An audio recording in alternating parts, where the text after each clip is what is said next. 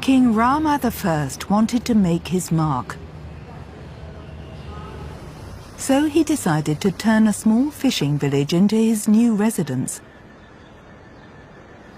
Bellicose neighbours had reduced his hitherto beloved capital into rubble.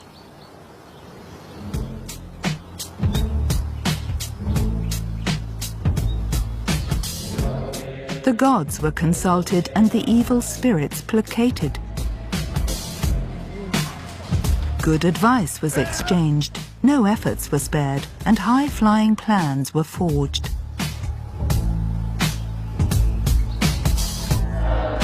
The wise prophesied a golden future, a residence for the gods. They even saw a capital of the world. There was also a new name for this global seat of government, Krungthep Mahanakon. Never heard of it? That's no surprise. Outside the country, the new city continued to be known under its old...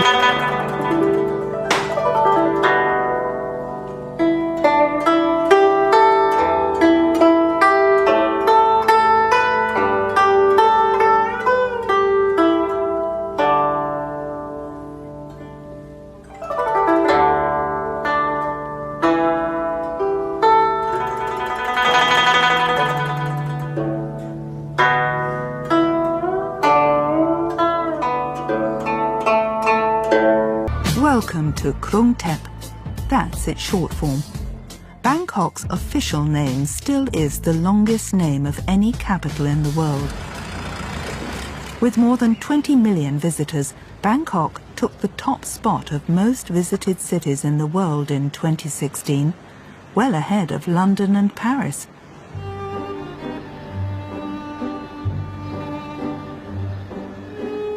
The Wat Arun, named after the Indian god of dawn, is one of Bangkok's best-known landmarks and Thailand's most famous temple.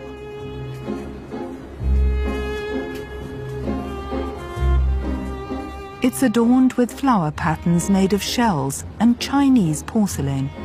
More than 1 million individual pieces were used. To maintain the temple's shine, these mosaics are polished and the stucco freshened up every 10 years. This has to be done by hand on the Wat Arun.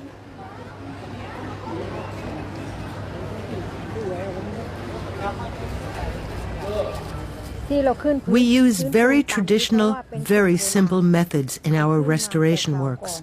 The white stucco is made of ground and fired sandstone, making it more durable than any modern paint. It dries in just a few minutes.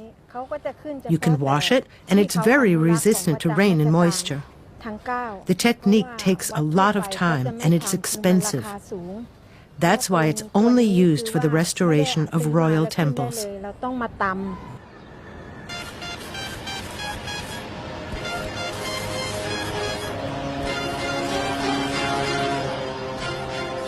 The easiest way to reach the Wat Arun is by ferry.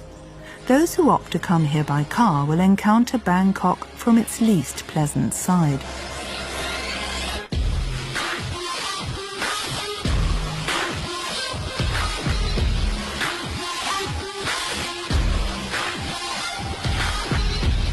The dream of the car-friendly city. For nearly an entire century, planning and construction in Bangkok focused almost exclusively on motorized personal transport. These days, it's possible to cross the city centre on 3 lines, with a sky train or the underground. There's no better way of getting from A to B in a quick and safe manner in Thailand's capital. The greater metropolitan area of Bangkok is home to more than 15 million people, with a population density 2.5 times that of Los Angeles.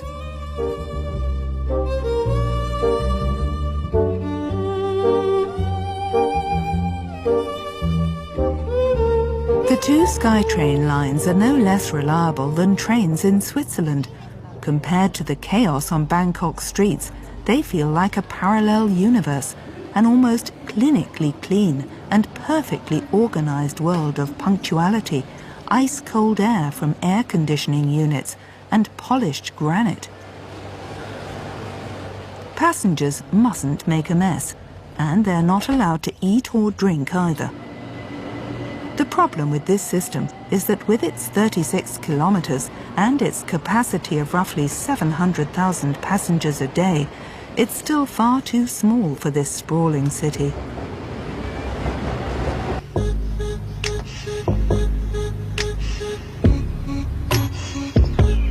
An airplane graveyard in the middle of Bangkok. The shells of several retired planes lie here, from short-haul craft to jumbo jets. It's not an official museum and not an actual destination for tourists.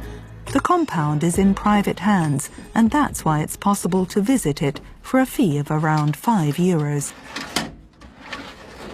The investor had originally planned to use these wrecks for event-oriented dining experiences. Alternatively, he hoped to sell off parts. Neither plan worked. The airplane graveyard isn't listed in travel guides yet, and most Bangkok residents haven't been here either. The best way to find this place is to look up the address online and show a taxi driver the map. It's